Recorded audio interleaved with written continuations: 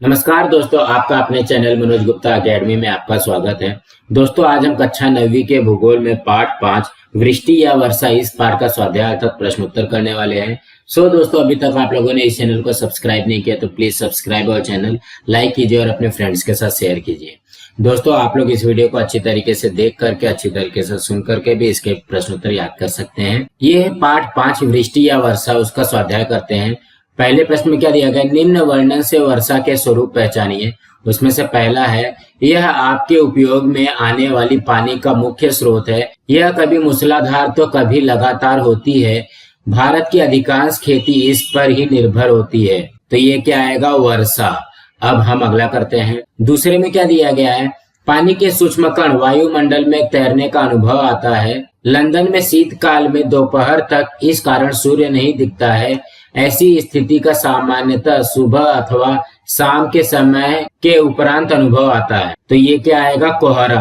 अब हम अगला करते हैं। तीसरे में क्या दिया गया, विषुवत रेखा पर ऐसी वर्षा कभी भी नहीं होती। ठोस रूप में होने वाली इस वर्षा से फसलों को भयंकर हानि होती है। इसमें आएगा ओलावृष्टि। अब अगला करते हैं। चौथे में क्या दिया गया, भूपृष्ठ पर सफेद कपास जैसी परतें जम जाती हैं। इस वर्षा के कारण शीतकाल में जम्मू कश्मीर की राजधानी का स्थान बदलना पड़ता है।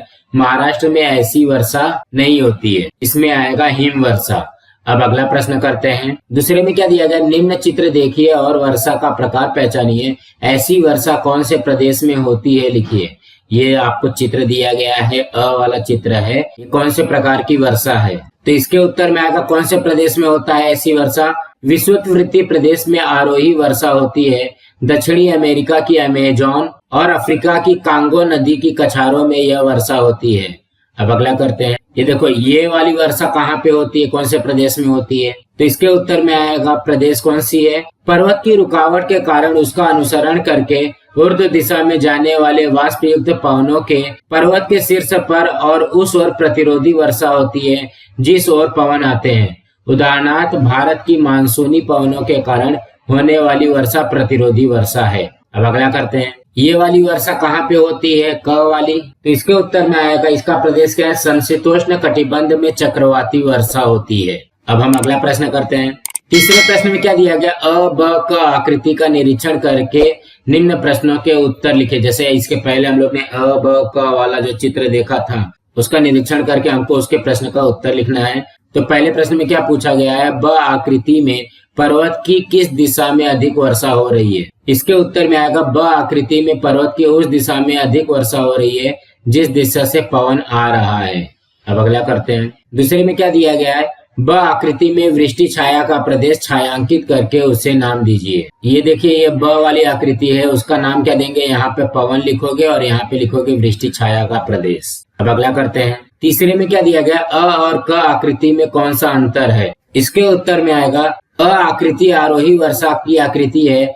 ऐसी वर्षा विषुववृत्तीय प्रदेश में होती है। क आकृति चक्रवाती वर्षा की आकृति है। ऐसी वर्षा मुख्य रूप से समशीतोष्ण कटिबंध में होती है। अब अगला करते हैं। चौथे में क्या पूछा गया है, तूफानी आंधी और बाढ़, यह स्थिति कौन कौन सी वर्षा से संबंधित है। इसके उत्तर में आएगा, तूफानी आंधी और बाढ़ की स्थिति चक्रवाती वर्षा से संबंधित है। अब अगला करते हैं। पांचवें में क्या दिया गया है, सिंगापुर में इनमें से कौन से प्रकार की वर्षा होती होगी। इसके उत्तर में आएगा, सिंगापुर देश विषुवत रेखा के बहुत समीप है, इसलिए वहां आरोही वर्षा होती है। अब अगला प्रश्न करते हैं। चौथे प्रश्न में क्या दिया गया, भिन्न घटक पहचानिए। उसमें से पहला प्रश्न है, प्रतिरोधी वर्षा, अम्लीय वर्षा, चक्रवाती वर्षा और अभिसरण वर्षा। इसके उत्तर में आएगा अम्लीय वर्षा, ये जो है भिन्न घटक है। अब अगला करते हैं। दूसरे में क्या दिया गया, हिमवृष्टि, वर्षा, ओलावृष्टि, तुषार बिंदु। इसके उत्तर में आएगा तुषार बिंदु। तुषार बिंदु जो है वो भिन्न घटक है। अब अगला करते हैं। तीसरे में क्या पूछा गया, ताप मापक, वर्षा मापक, वायु दिशा दर्शक, मापन पात्र। इसका भिन्न घटक क्या आएगा, मापन पात्र।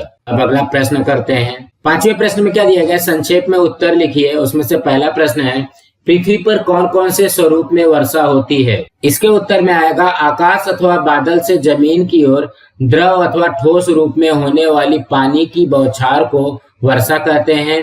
पृथ्वी पर हिम, ओले, कोहरा, बारिश, ओस और तुषार के रूप में वर्षा होती है। अब अगला करते हैं। दूसरे में क्या दिया गया, वृष्टि छाया के प्रदेश में वर्षामान किस प्रकार का होगा। इसके उत्तर में आएगा वृष्टि छाया के प्रदेश में बहने वाले पवन शुष्क होते हैं, इनकी वाष्प धारण की क्षमता भी अधिक होती है, इसलिए इस भाग में वर्षा बहुत ही कम होती है। यही कारण है कि इस प्रदेश को वृष्टि छाया का प्रदेश कहते हैं। अब अगला करते हैं। तीसरे प्रश्न में क्या दिया गया, किस प्रकार की वर्षा संसार में सर्वाधिक क्षेत्र में होती है और क्यों। इसके उत्तर में आएगा पहला, पर्वत श्रृंखलाओं की रुकावट के कारण होने वाली वर्षा को प्रतिरोधी वर्षा कहते हैं।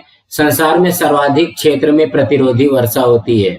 दूसरा, पृथ्वी के लगभग 70% भूपृष्ठ पर पानी व्याप्त है। संसार में वाष्प युक्त पवन बड़े पैमाने पर समुद्र से जमीन की ओर बहते हैं।